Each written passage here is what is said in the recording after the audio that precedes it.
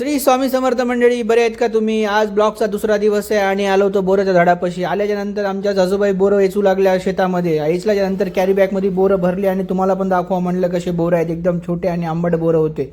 आल्याच्या नंतर दुसरं झाड शोधलं. दुसऱ्या झाडाला तर भरपूर बोर होते लागलेले. पण मी म्हणलं आता कन्फ्यूज होऊ लागलं की पिकलेले कोणचे आणि कच्चे कोणचे, कारण सगळे हिरवेगार बोरं दिसू लागले. म्हणून मी जसं झालं तसं जमलं तसं तोडलं बोरं.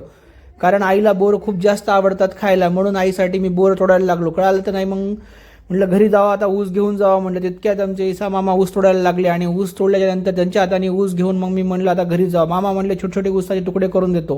मी म्हटलं करून द्या, म्हटलं खायला सोपं जाते. म्हटलं त्यांनी करून दिले आणि म्हणले गाडीला बांधून देतो, कारण मस्त मोठा पडते ना की शेतातून घरापाशी कसं आणावं. म्हणून त्यांनी मला काय केली, गाडीला एकदम गच्च आणि एकदम पावडून बांधून दिले. त्याच्याने पोता हलना पण चालतं, काही नाही. हे रस्ता तुम्हाला दाखवा म्हणली, या रस्त्याने हे पोतं घेऊन जायचं होतं. चला भेटूया नेक्स्ट ब्लॉगमध्ये. बाय.